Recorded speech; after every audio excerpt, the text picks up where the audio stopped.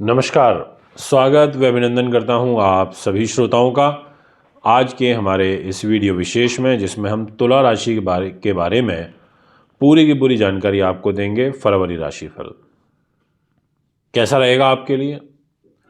लगभग 18 दिन का समय शेष बचा है महीने में। हो सकता है जब आप मेरी वीडियो देखेंगे तो समय और कम हो चुका हो। मित्रों, राशि के स्वामी तो बलवान हैं। इस महीने शत्रुता भी कराएंगे तो बड़े लोगों से कराएंगे, ठीक ठाक लोगों से कराएंगे, समाज के प्रतिष्ठित लोगों से कराएंगे, क्योंकि राशि का स्वामी उच्च जो है।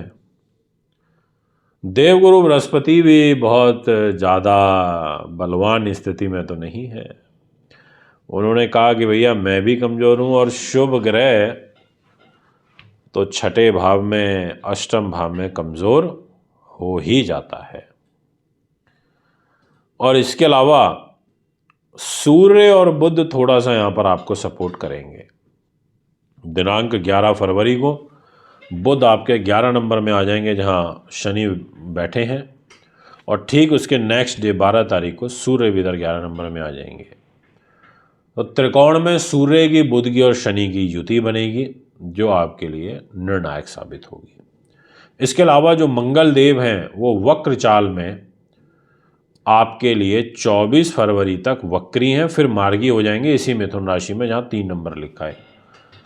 तो एक तरीके से देखा जाए तो मंगल अगर भाग्य में बैठेगा और वो भी शत्रु राशि में बैठेगा, तो वो भाग्य में चुनौतियाँ तो देता है। इसमें कोई किंतु परंतु नहीं है, इसमें कोई दो मत नहीं है, इसमें किसी प्रकार का कोई भी डाउट नहीं है, ये मैं आपसे कहना चाहूँगा।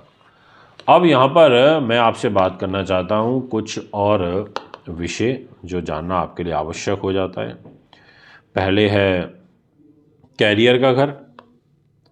जिम्मेदारी आ जाती है चंद्र के पास। चंद्र ने कहा कि देखो भैया, मैं कैरियर दूंगा और आपके लिए कैरियर में मिले जुले प्रभाव देखने को मिलेंगे। कोई बहुत ज़्यादा शुभ और अनुकूल तो नहीं है। मुझे एक बात को लेकर के एक विशेष रूप से चिंता है, और वो ये है कि आपका जो सेंटर हाउस रहेगा उसमें कोई भी शुभ ग्रह नहीं होगा। और जब हमारी कुंडली का केंद्र खाली हो, उसमें कोई भी ग्रह ना हो, तो ऐसी स्थिति में एक पार्श्विक दोष बन जाता है, और वो पार्श्विक दोष जो होता है हमारे लिए कष्टकारी होता है। अब ये पार्श्विक दोष कब तक चलेगा, तो आप ध्यान से सुनिए। ये पार्श्विक दोष 12 फरवरी को शुरू हो करके, और ये लगभग आप मान करके चलिए पूरे कम से कम बोल रहा हूँ मैं, 1.5 से 2 महीने तो चलना ही है। बाकी मैं और ग्रह गति से आपको अवगत कराऊंगा तो बताऊंगा, बट एटलीस्ट 1 मंथ तो चलना ही है कम से कम। अब वो कैसे? आपके सामने एक डिस्प्ले में कुंडली लगी हुई है। आप इस कुंडली में यदि नज़र डालें तो आपको ये देखने को मिल जाएगा कि आपको सूर्य बुध दिखाई दे रहे होंगे। इधर जो 10 नंबर लिखा हुआ है, यहाँ से खिसक जाएंगे सूर्य बुध, और ये 11 नंबर में आ जाएंगे। तो फिर केंद्र में ग्रह ही कौन बचा? कोई नहीं है, खाली हो गया केंद्र। तो इस प्रकार से आपका केंद्र खराब हो रहा है, डैमेज हो रहा है।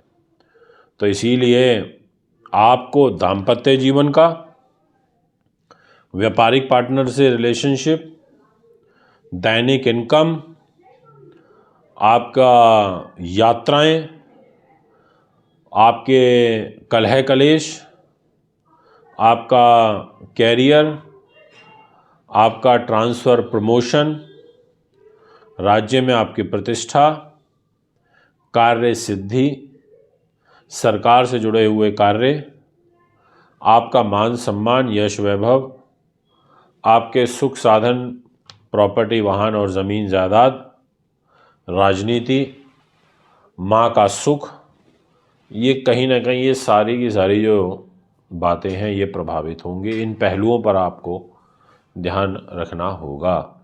कारण मैंने आपको स्पष्ट कर दिया कि सेंटर हाउसेज में कोई ग्रह नहीं बैठा, केंद्र पूरी तरीके से खाली हो गया, तो परेशानी तो देगा। अब बात करता हूं आपसे फाइनेंस की। पैसा आ जाता है मंगल के पास और मंगल बैठ गया भाग्य के घर में मिथुन राशि में 3 नंबर पे। मंगल ने कहा देखो भैया मैं सेकंड हाउस का लॉर्ड होकर के 9th हाउस में बैठा हूं, तो ऐसी स्थिति में परिवार में तो मैं कलह कलेश उत्पन्न करूंगा, परिवारजनों के साथ तो कम बनेगी, पर क्योंकि भाग्य में बैठा है तो ऐसे में भाग्य का लॉर्ड भी पैसे के अकस्मात धन लाभ देने वाले घर में बैठ गया, तो एक बस एडवांटेज मिलेगा कि अगर आपको 100 रुपये आने थे तो आपको 60 रुपये आ जाएंगे। मतलब जितना आना है उससे 50% 60% तक आपको प्राप्त हो सकता है, बाकी का आपका रुक जाएगा, स्टक हो जाएगा। परिवार के लोगों के बीच में आपके विशेष मन मुटाव जो हैं वो यहाँ पर बढ़ेंगे, ये मैं आपसे कहूँगा।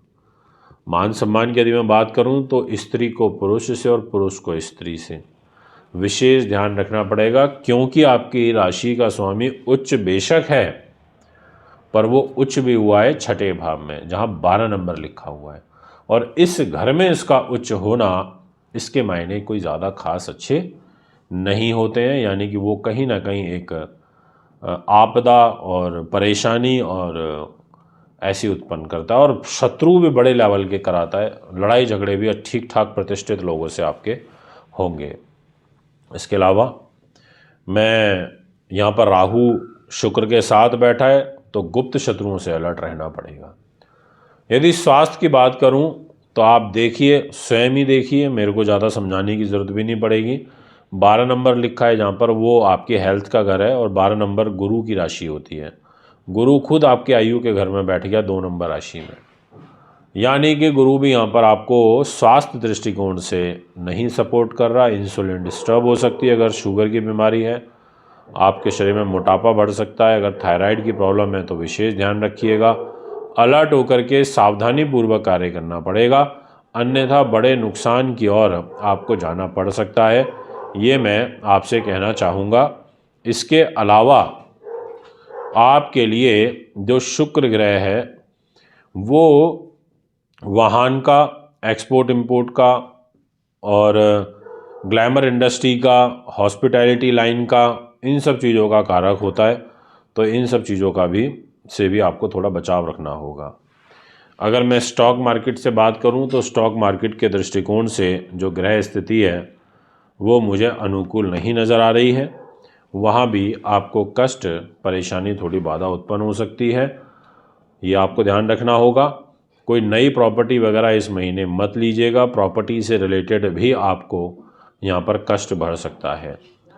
इसके अलावा जैसा मैंने बोला कि केंद्र में आपके पार्श्विक दोष बना हुआ है, तो वो पार्श्विक दोष के कारण ऐसे उतार चढ़ाव वाली जो परिस्थितियां हैं वो इस पूरे महीने बराबर बनी रहेंगी।